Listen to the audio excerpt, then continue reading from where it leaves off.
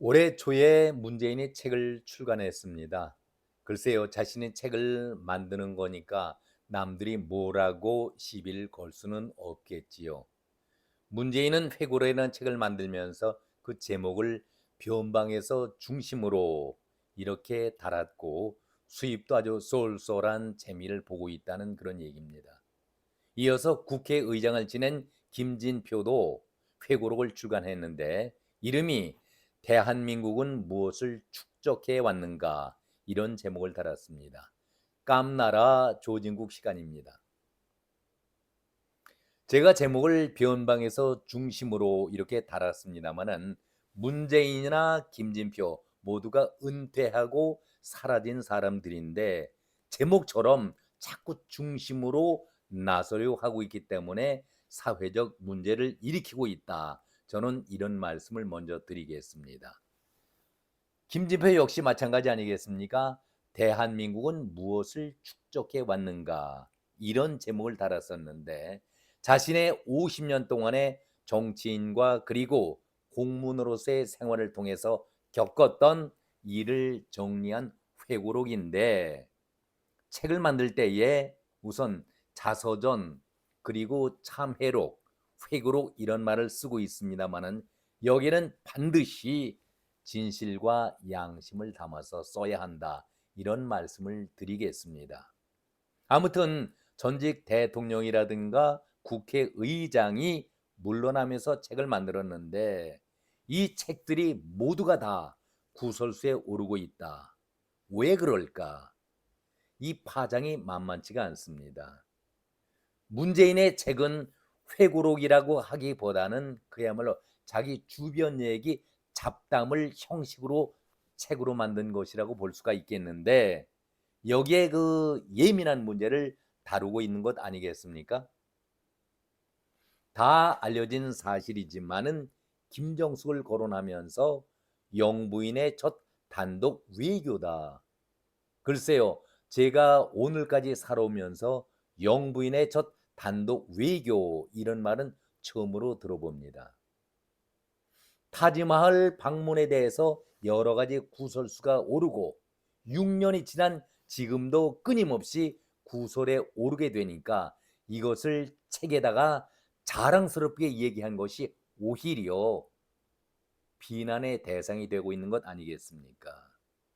버킷리스트다, 호화로운 개인 여행이었다, 이런 여러 가지 비난을 받고 있는데 문재인은 한 발 더 나가서 초청 당사국으로부터 정상적으로 초청을 받은 것이며 인도 측으로부터 받았던 의상을 재디자인해서 재단에서 입고 의상 외교까지 벌치지 않았느냐라고 부인을 띄워줍니다. 여러분들은 어떻게 생각하십니까? 글쎄요, 아내 자랑하는 것 옛 어른들은 뭐라고 얘기를 하지만은 제가 그걸 직접적으로 표현하고 싶지는 않습니다.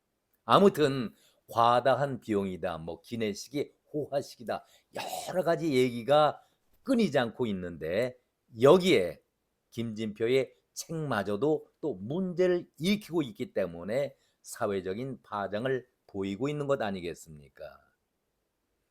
논쟁의 발단이 김진표가 윤석열 대통령과의 만난 자리에서 윤석열 대통령이 표현한 것이 문제가 되었다라고 책에 기록을 했기 때문에 이것이 일파만파 파장을 일으키고 있는 것 아니겠습니까? 둘이 만났기 때문에 사실 진위 여부는 둘만이 가릴 수 있는 것이겠는데 이것이 책으로 나왔기 때문에 문제가 되는 것 아니겠습니까?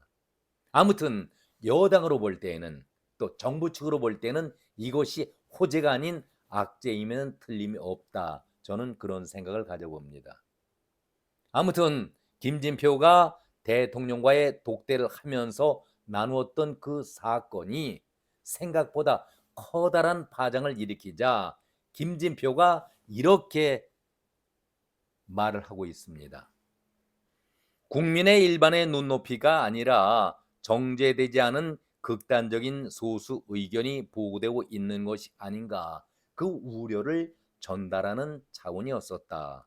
그런데 결론적으로 얘기를 하다 보면은 저의 의도와는 달리 사회적 논란이 되고 있어서 매우 유감스럽게 생각을 한다.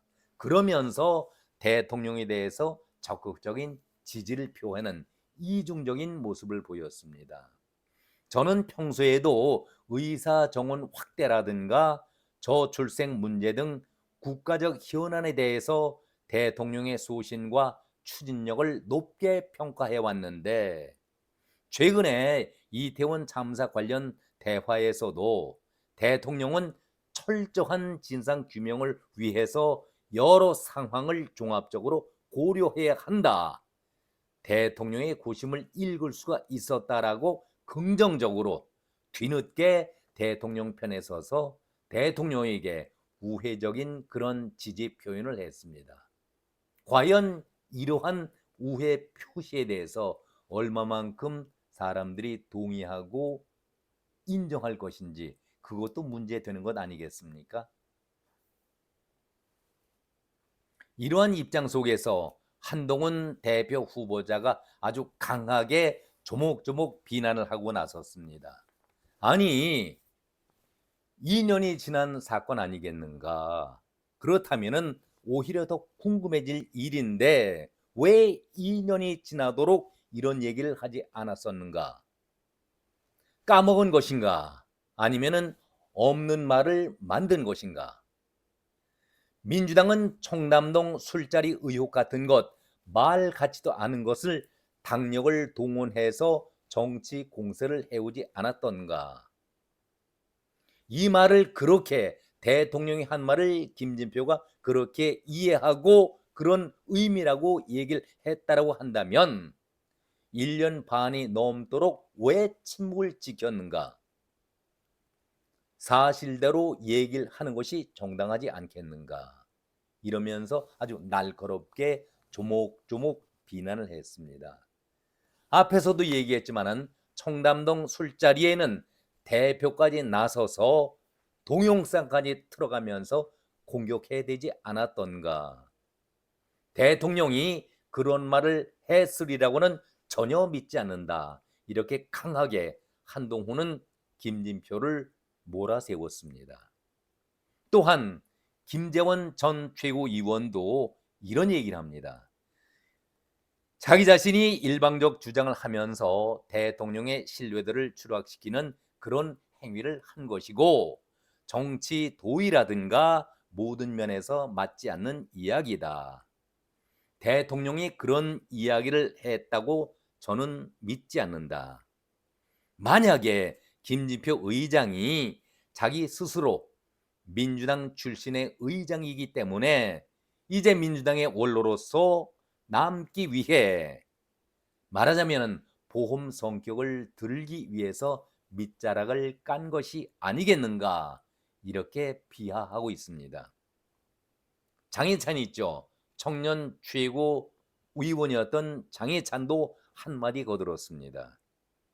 아니, 대통령과의 독대나 사회적인 사적인 대화를 쌍방이 확인을 하고 동의하지 않는 방식으로 공개한다는 것은 우리 사회의 지도자급 어른으로서 해야 할 도리는 아니다, 그러면서 그 말 자체를 믿지 않고 있다, 그런 얘기를 하고 있습니다.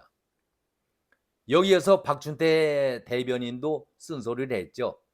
지금이라도 근거가 없는 기록에 대해서는 취소와 사과를 해야 한다, 이렇게 촉구하면서 국회의장을 지냈다는 분이 정부의 진정성 있는 노력은 모두 지워버리고 민주당의 진실 규명에는 관심이 없으면서 재난의 정쟁화, 그리고 정쟁의 일상화에만 몰두하고 있다. 사회적 재난을 정치의 도구로 악용하는 민주당 모습에 분노가 치민다. 그러면서 김진표를 향해서는 장삼 이사들도 이렇게 무책임하게 말을 옮기지는 않는다.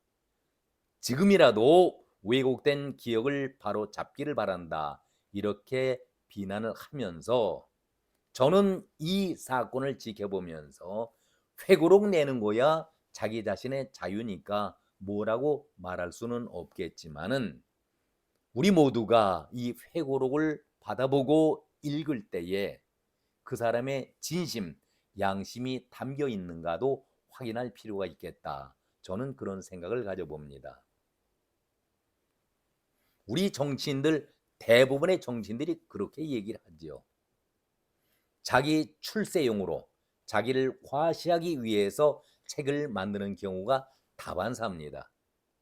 그리고 그 내용도 진실과는 거리가 먼 자기 PR용, 자기 홍보용으로 자기 자신이 이러 일을 해놨다라고 자화자찬격의 성격을 담고 있는 것이 회고록의 대부분 아니겠습니까?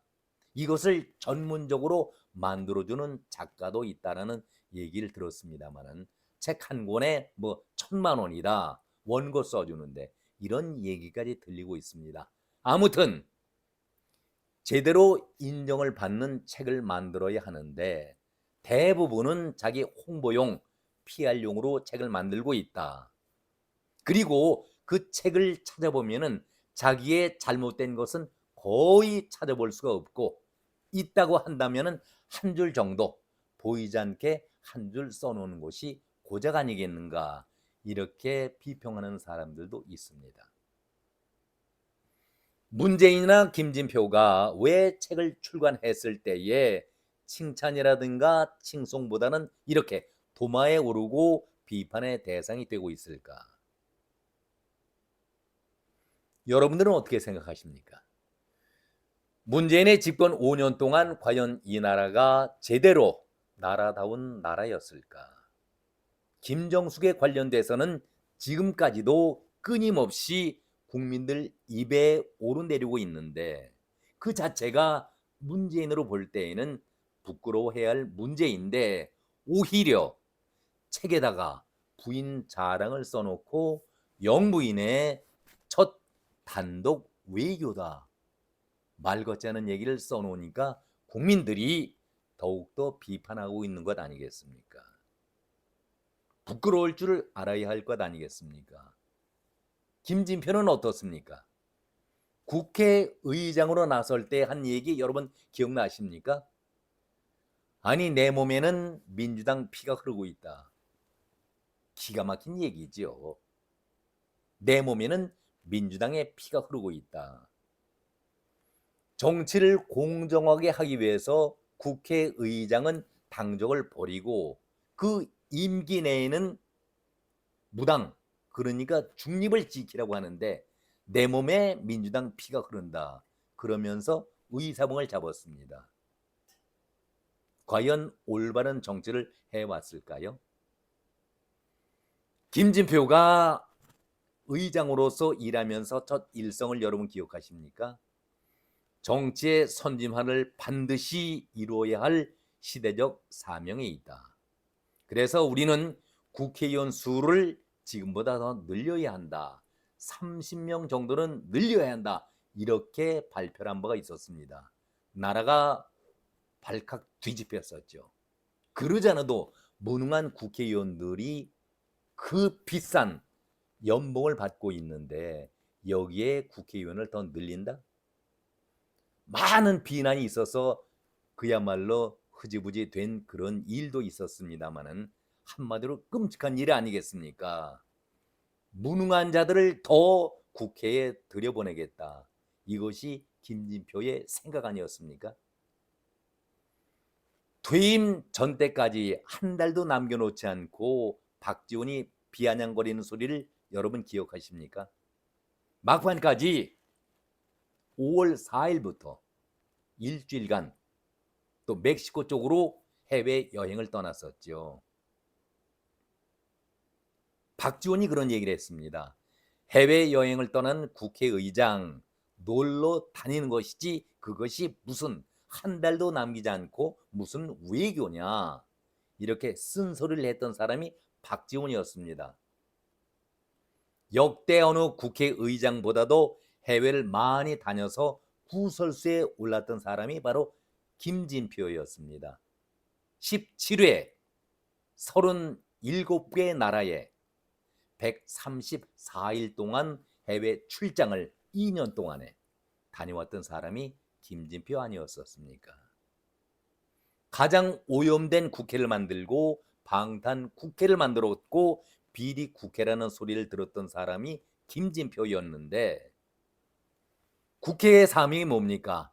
입법 처리하는 것인데 2만 6천여 건의 법률 가운데서 10,000건이 대안입니다. 나머지는 모두 폐기 처분해버렸던 것이 김진표 아니었었습니까? 그리고 여러분들 기억하십니까? 이번 총선거 때의 그 난장판, 1년 전에 선거 제도를 확정시켜야 할 의무가 있는 사람이 국회의장이었는데 선거 4월 10일 2달을 남겨놓지 않고 끝까지 몽리를 부렸던 사람이 이재명 아니겠습니까? 이재명의 몽리 부리는 것을 그대로 지켜봤던 사람이 김진표였고, 그 결과 어떤 국회의원들이 22대에 입성을 했습니까? 범죄자들, 무능한 자들, 저질 국회의원들을 국회에 입성하도록 도운 사람이 김진표 아니었습니까? 그러니까 이재명과 김진표가 공모자의 역할을 했다라고 볼 수 있는 것 아니겠습니까? 최악의 국회를 만들어 놓고 정치판을 만들어 놓고 그 밑바닥을 깔아줬던 사람이 김진표였는데, 그 결과 지금 22대 국회가 시작되면서부터 법사위에서 그런 모습을 직접 우리들이 보고 있는 것 아니겠습니까? 이런 불량 국회를 만드는 데에 씻을 수 없는 죄를 지은 자가 바로 김진표였는데, 어디 한둘 부끄러운 것이 있어야지요. 말만 꺼내면 모두 다 그것이 21대 국회의 치부를 드러내는 데에 그 수장이 김진표 아니었었습니까? 역대 국회 가운데서 가장 부끄러운 국회였었고 이런 비난을 받아온 국회 수장이었는데, 역대 어느 의장보다도 무능하다는 소리를 들어온 김진표였는데, 책을 출간하는 배짱, 한편으로는 부럽기도 하지요. 솔직히 대담하다는 그런 생각을 가져봅니다. 얼굴이 두껍다, 뻔뻔하다, 그런 생각을 지울 수가 없습니다. 책에 문제가 된 부분이죠. 둘만의 대화를 어느 누가 정확하게 밝혀낼 수가 있겠습니까? 이것은 시간이 흐르고 역사가 진실을 밝혀주겠지만, 과연 그 책을 이 시점에서 낸 이유는 무슨 의도였을까? 김진표는 물론 그럴 의도는 아니었다라고 유감을 표하고 있기는 하지만, 김진표의 속마음 진짜는 무엇일까요? 한간에서는 이런 소리도 들립니다. 이제 당으로 돌아가야 하고 민주당의 원로로서 대접도 받아야 하는데, 당에 복귀하는 데에 그래도 내가 이러이러하게 정부를 견제하고 커다란 역할을 하지 않았느냐, 대통령에게도 쓴소리를 내가 바른 소리를 했다, 당당하게 민주당 의원들에게 해야겠다, 그것이 깔려있다라고 비판하는 사람들도 분명히 있습니다. 한마디로 명분을 쌓으려는 정치적인 의도였다, 정치적 의도였고 포석이었다, 이렇게 말하는 사람들도 있습니다. 정치는 생물이다, 그런 얘기를 하고 있는데, 저는 이건희 회장의 말을 다시 한번 떠올립니다. 우리 정치는 그래 사료다. 오늘은 여기까지입니다. 고맙습니다.